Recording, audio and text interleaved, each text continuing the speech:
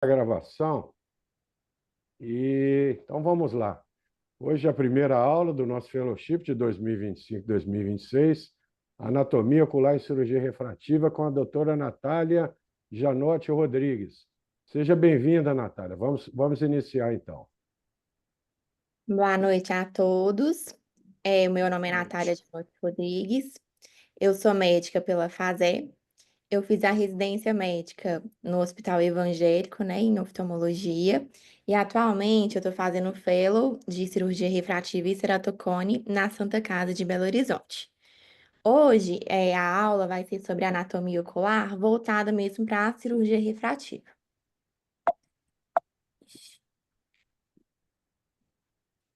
Então, quando a gente fala de anatomia voltada para a cirurgia refrativa, a gente tem que falar principalmente da estrutura da córnea, né? Que é uma das principais estruturas envolvidas no poder refracional do olho, juntamente com o filme lacrimal. A córnea, ela é uma estrutura transparente, avascular e rica em terminações nervosas. Por ser avascular, a oxigenação da córnea ela vai acontecer por difusão, né? Então, o ar ambiente ele vai passar ali através do filme lacrimal e atingir as células corneanas. O aporte de glicose ele vai vir principalmente através do humor aquoso. Uma pequena parte, cerca de 10%, vai vir através dos vasos limbares e também da glicose que vai estar ali dissolvida no filme lacrimal. A inervação corneana é uma inervação, assim, muito rica, né? Ela vem principalmente da via aferente pelo trigêmeo, que vai dar o ramo ciliar longo, que vai chegar ali na córnea através do limbo nasal e temporal, ali mais ou menos às 3 e 9 horas, onde vai perder ali as fibras de mielina e vão formar o plexo subepitelial. Nesse plexo, ele vai emitir as terminações nervosas tanto para o epitélio quanto para o estroma anterior e estroma médio, que são as porções corneanas que são inervadas. E aqui a gente já fica um pouco atento, né? Que é geralmente onde a gente vai atuar na cirurgia refrativa. Então, algum grau de lesão aí nervosa, a gente vai ter nesse tipo de procedimento. Bom, falando da anatomia macroscópica da córnea, a córnea, o diâmetro horizontal dela é um pouquinho maior que o diâmetro vertical, é mais ou menos de 11 a 12 milímetros horizontalmente e verticalmente de 9 a 11 milímetros na parte anterior. Na parte posterior, ela é um pouquinho mais circular, um diâmetro um pouco mais regular. O raio de curvatura anterior é de aproximadamente 7,8 milímetros e o raio de curvatura posterior de 6,8 milímetros, ou seja, a curvatura posterior é maior do que a curvatura anterior da córnea. A periferia corneana, ela é mais plana que o centro, o que vai dar à córnea aquele aspecto, né, de prolada. E na periferia a gente também vai ter uma espessura maior do que no centro. Então, na periferia a gente tem cerca de 650 micrômetros, enquanto no centro da córnea a espessura média é de 520 micrômetros. Sobre o índice de refração da córnea, a gente vai perceber que o índice de refração anterior da córnea é um pouquinho maior do que o índice de refração posterior. E isso acontece por conta de da estrutura corneana mesmo. A gente vai entrar em alguns detalhes mais para frente, mas é por conta da estrutura corneana. Então, anteriormente, a gente vai ter um índice de refração de aproximadamente 1,376 e mais posteriormente um pouquinho menor, em torno de 1,336. A face anterior da córnea, ela vai atuar como uma lente positiva de 49 dioptrias e a face posterior como uma lente negativa de 6 dioptrias. Então, a córnea, juntamente com o filme lacrimal, ela vai funcionar como uma lente convergente, né, com poder aí de aproximadamente 43 dioptrias total. Então, falando aqui um pouco da anatomia corneana microscópica. A córnea, tradicionalmente, ela é conhecida por ter 5 camadas, mas hoje a gente sabe da sexta camada, que é a camada dua.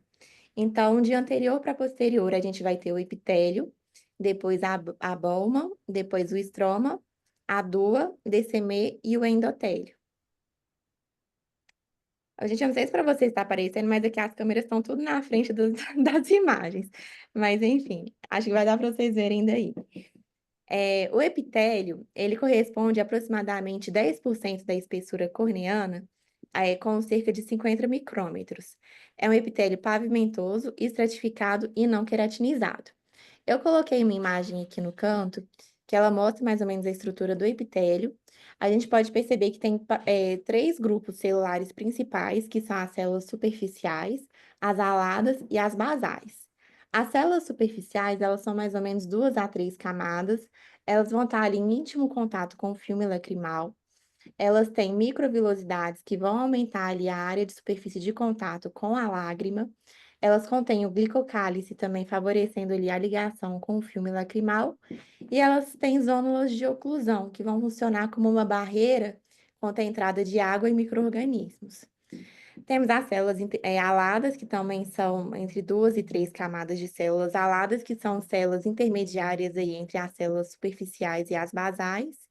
E temos as células basais, que é uma monocamada de células colunares, que vão realizar a mitose para poder repor essas células mais superficiais.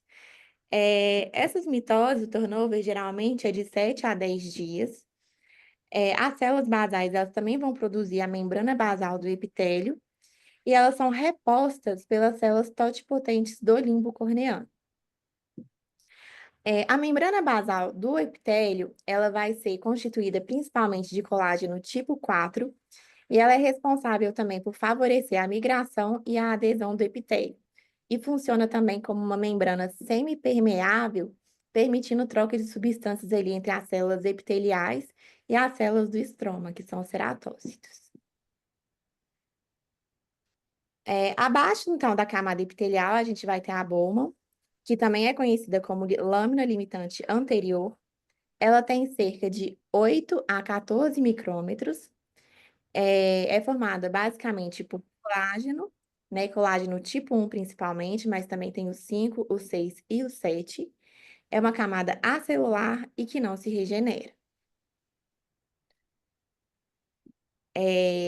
O estroma corneano vai estar abaixo da aboma, também é conhecido como substância própria da córnea, tem aproximadamente 500 micrômetros, correspondendo aí a 90% da espessura corneana, e é formada principalmente por colágeno, principalmente também o colágeno tipo 1, mas também colágeno tipo 3, 5 e 6.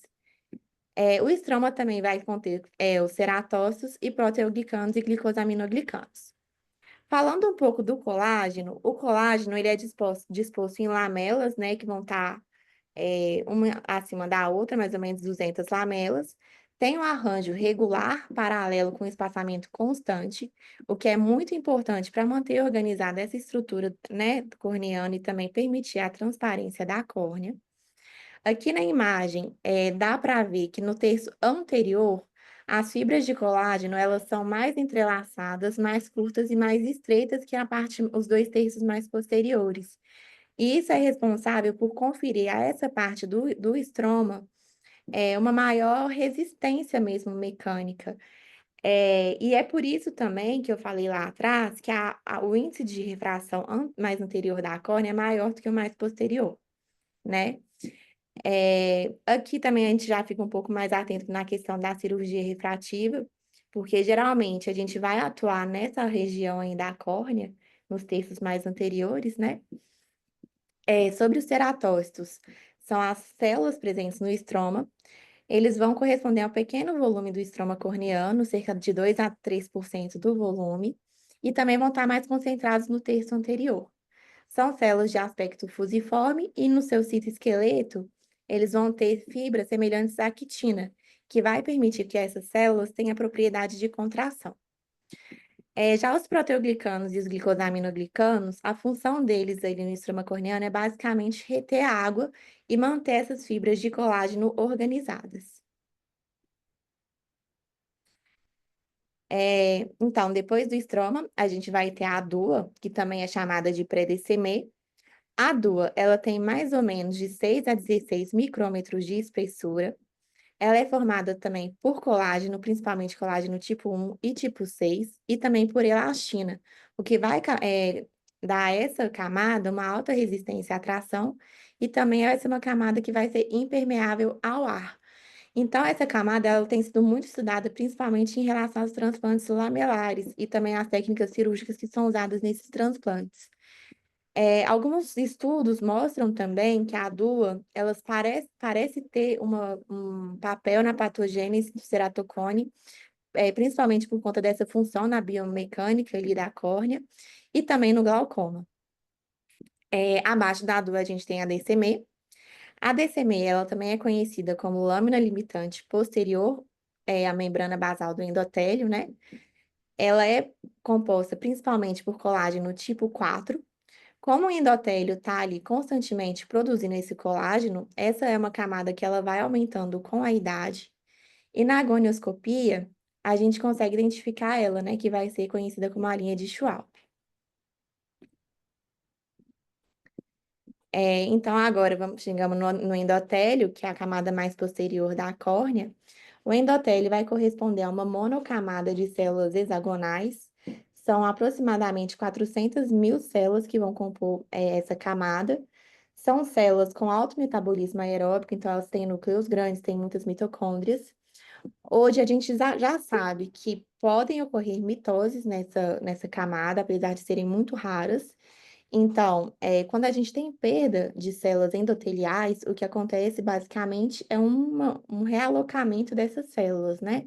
O que, quando acontece uma perda em grande quantidade, pode levar ao polimediatismo e ao pleomorfismo. Essas células, elas também estão unidas por zônulas de oclusão, o que também vai atuar, né, como uma barreira contra a entrada de água.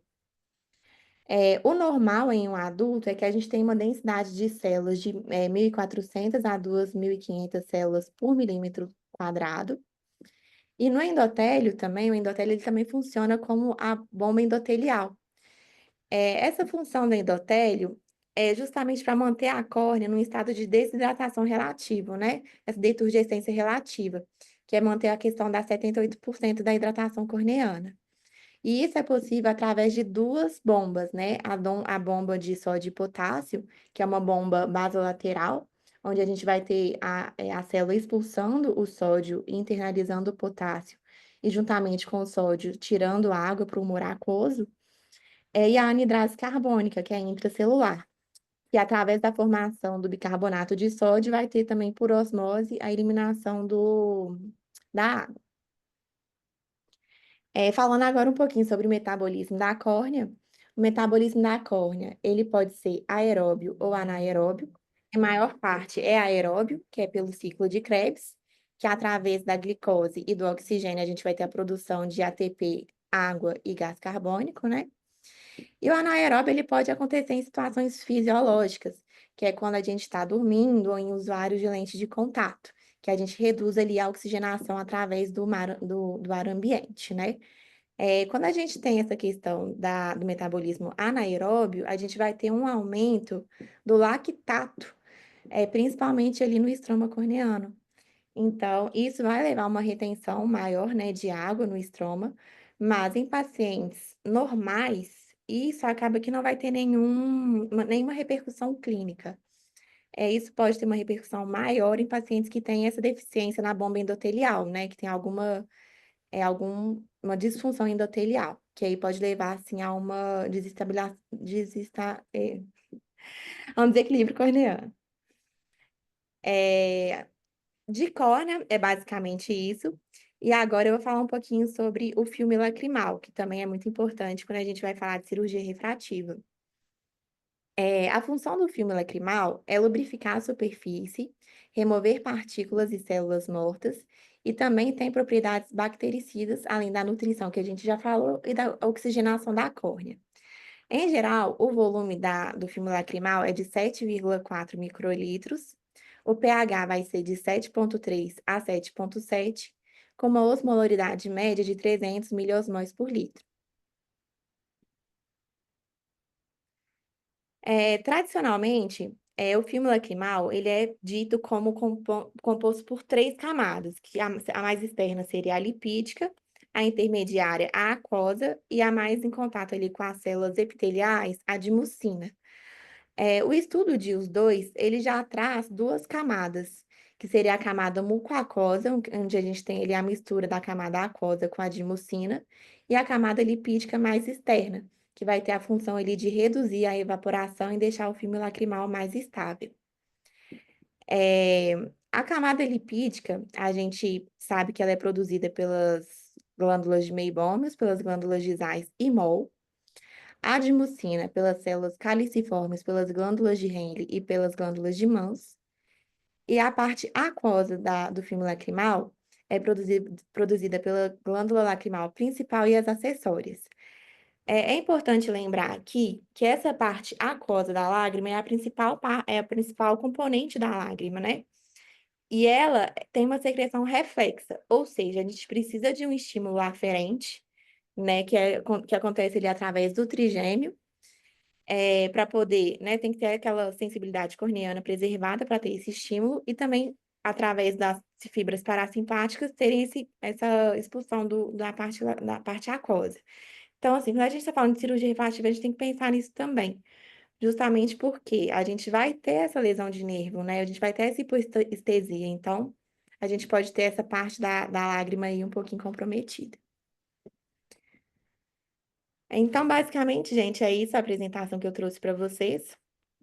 Concluindo, eu acho que é importante a gente, né, estudar um pouquinho a anatomia, ver essa questão da estrutura corneana, da biomecânica, ver ali essa parte, né, onde a gente tem a maior resistência corneana, que é nessa parte mais anterior, onde a gente vai estar mexendo, né, em caso de cirurgia refrativa, e também essa lesão da inervação, que eu acho que é essencial também, que pode comprometer aí o filme lacrimal e levar ao olho seco. Aqui também as referências saiu com ciscos aqui, não sei se fui eu que coloquei, e obrigada pela atenção de todos. Ok, Natália, parabéns, excelente a sua apresentação, bastante completa. Vamos passar aqui para os comentários do doutor Cláudio Cury. Boa noite, Cláudio. Tudo bem? Ô, Natália, pode retirar a apresentação da tela, por favor? Peraí. Cláudio, boa noite, você Pode está parar, online? compartilhar. Isso, ótimo.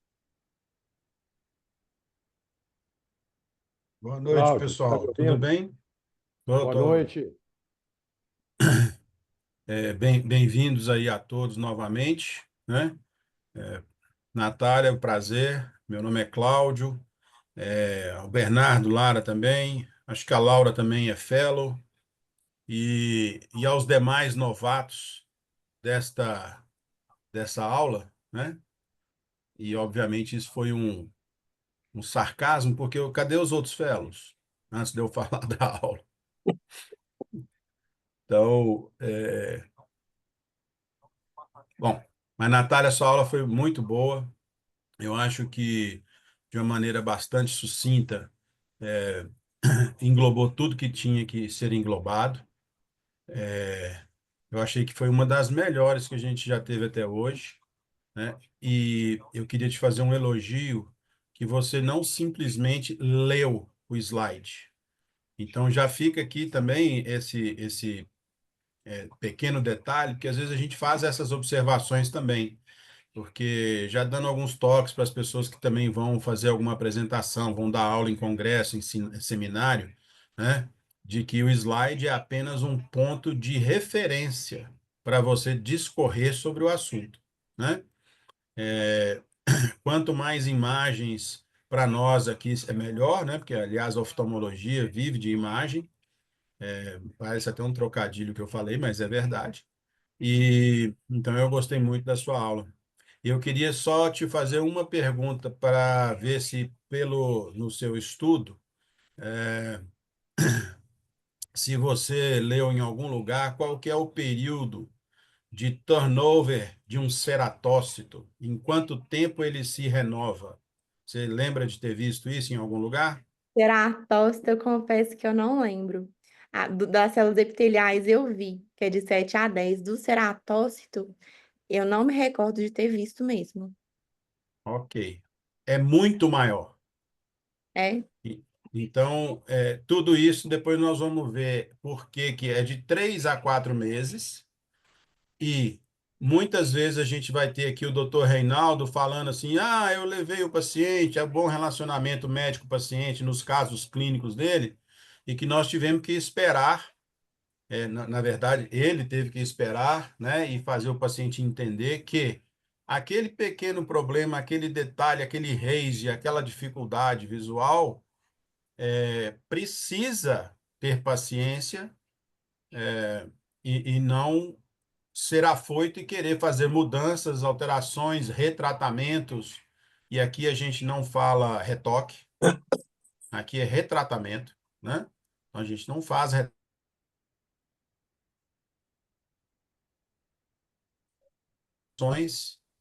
Então fica aí uma dica que eu acho que é importante.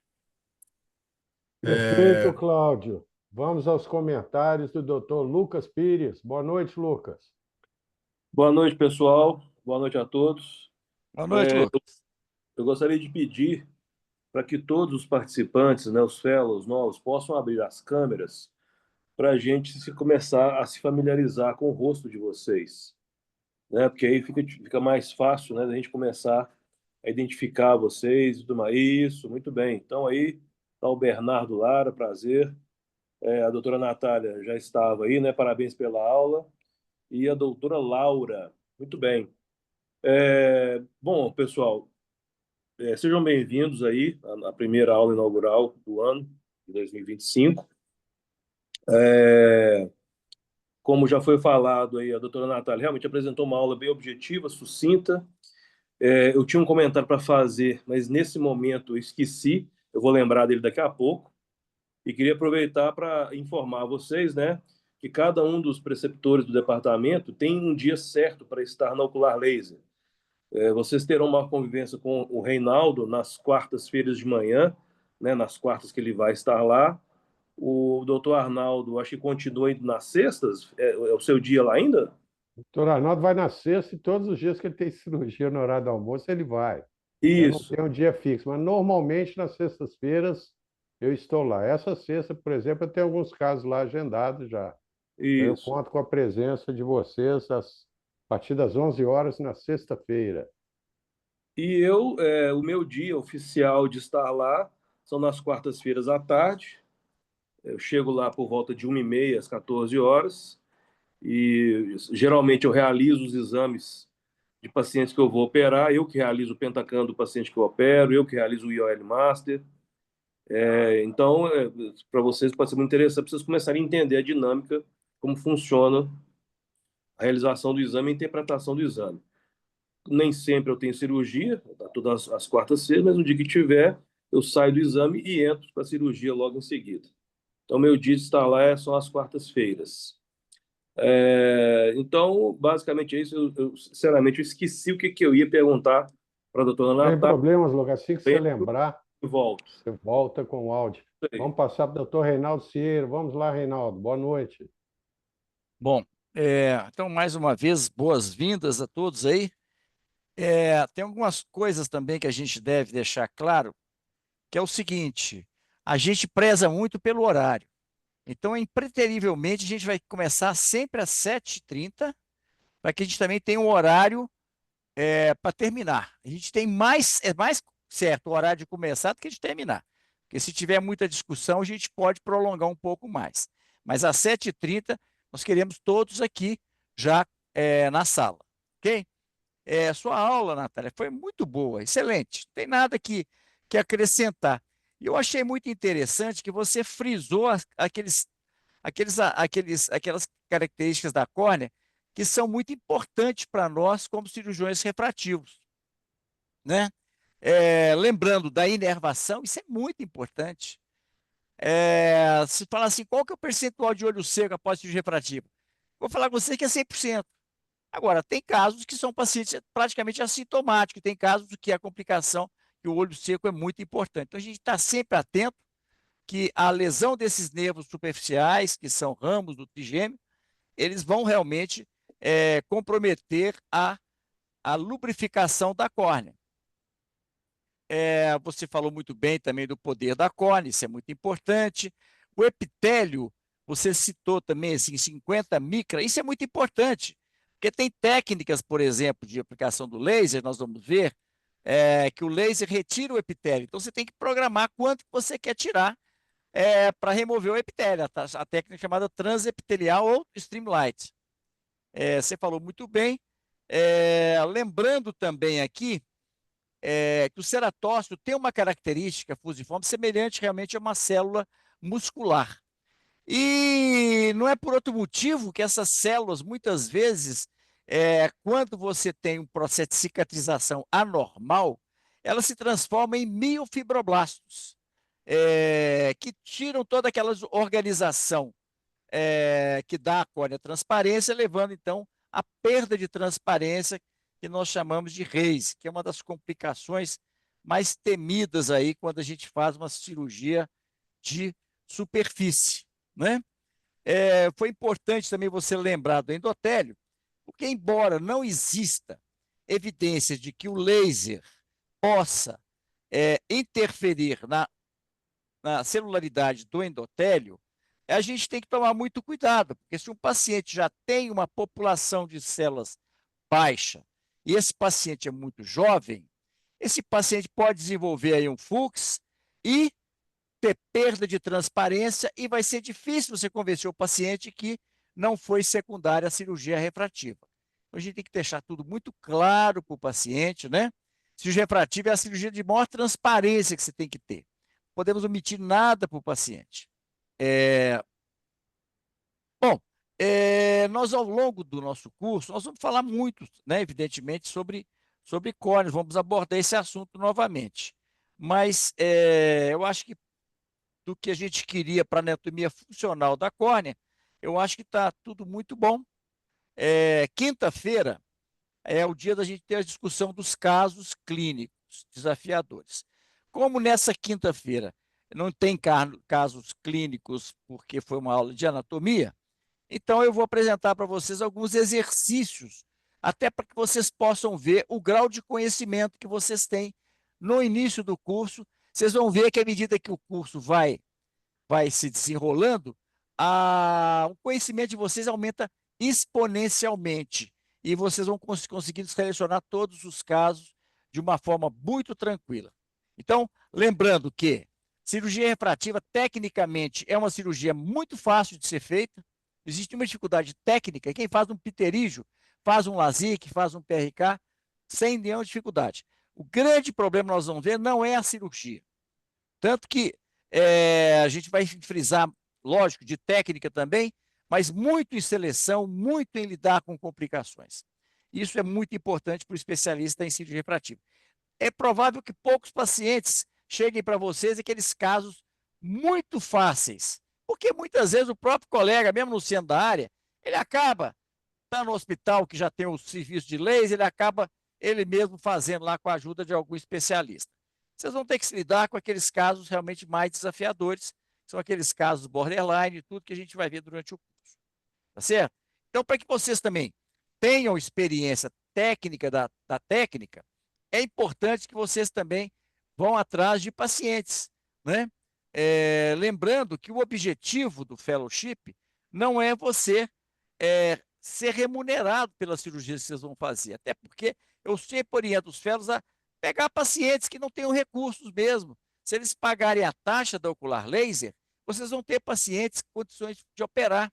Então, a taxa é um custo menor, entendeu? O objetivo ali não é o faturamento, mas e sim o conhecimento. Então, procurem atrás desses pacientes que de outra forma não poderiam ser operados, que não têm muito recurso. Converse com seus colegas de turma, seus colegas do seu network, que vocês estão fazendo um fellowship de cirurgia refrativa e ceratocone, para que eles mandem esses casos para vocês e vocês vão ter a nossa ajuda para resolver os problemas. Tá bom? Então, não fiquem passivos, não. Se vocês trabalham em fazem um atendimento oftalmológico, em alguma clínica, em algum serviço, aproveite que vocês estão lá, conversem com os colegas de lá e comecem, então, a selecionar pacientes. Documentem a história clínica, a metropia, topografia, tudo direitinho, tomografia, paquimetria, e tragam para a gente poder discutir se é um caso bom, para que vocês não levem o paciente no ocular laser antes dessa discussão, para não ter a frustração de chegar lá e não poder ser operado. Combinado? Mas tudo isso nós vamos ver com vamos repetir demais essas coisas com vocês, porque é muito conhecimento que vocês vão ter, tá? Então, podem contar com todos os preceptores aí. Nas quartas-feiras de manhã, de 15 em 15 dias, eu estou lá na Ocular Laser. O próximo dia cirúrgico é dia 19. E na quinta-feira estaremos juntos novamente. Combinado? Então, um abraço a todos Perfeito. aí. Muito bem, Reinaldo. Lembrar o seguinte, amanhã o doutor Lucas vai estar lá a partir das 13 horas, não é isso? Na verdade, é 13h30. 13h30 eu já estou lá 13h30. já. Então, E amanhã, doutora por exemplo, Natália, doutora Laura, amanhã na Ocular Laser às 13h30, sexta-feira comigo às 11 horas, ok? Lembrar o seguinte, semana que vem, segunda aula será ministrada pela doutora Laura, na terça-feira. E na outra terça-feira, naturalmente, será o doutor Bernardo que vai ministrar a aula 3. O Giovanni amanhã vai passar não sei se amanhã, mas brevemente ele já vai passar o cronograma específico para vocês. Doutor Bernardo, gostaria de comentar alguma coisa, alguma pergunta? A hora é agora.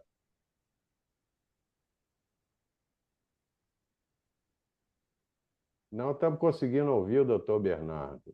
tem que habilitar seu microfone, Bernardo. Vamos passar para a doutora Laura até o doutor Bernardo habilitar o microfone dele. Boa noite, Laura. Você quer comentar alguma coisa, alguma pergunta? Boa noite. Não, só parabenizar mesmo a Natália, foi ótima aula. Abordou os pontos principais, foi muito bom, muito proveitoso. Ok. Doutor Então, Bernardo já conseguiu. Doutor Bernardo está online? Bernardo, acho que ele está tendo um probleminha aí com o áudio. Então, vamos Bernardo, deixar para. na parte inferior da página aí do Zoom, quando você esquerda. toca, ô Bernardo, aparece. você está com problema no microfone aí? À esquerda, a janelinha da esquerda, onde tem o microfone. Nós não estamos te ouvindo. Provavelmente o Embaixo à volume esquerda tem não um te áudio ali que você clica para desbloquear. Um exímio cirurgião de catarata, o doutor Bernardo, mas nós vamos ter que ensinar ele a apertar o botãozinho do áudio. Você está com Sem seu áudio problema. bloqueado, Bernardo. Tem problema não. Bernardo, quinta-feira você faz os seus comentários, então. Pessoal, eu e o doutor Reinaldo temos outro compromisso agora, então eu vou dar boa noite para vocês. E quinta-feira estamos juntos às 19h30. Boa noite a todos, muito obrigado, sejam muito bem-vindos. Beleza, um abraço. Então, falou, Até quinta, gente. Um abraço para pessoal. vocês, então, até quinta-feira, 19h30 em ponto.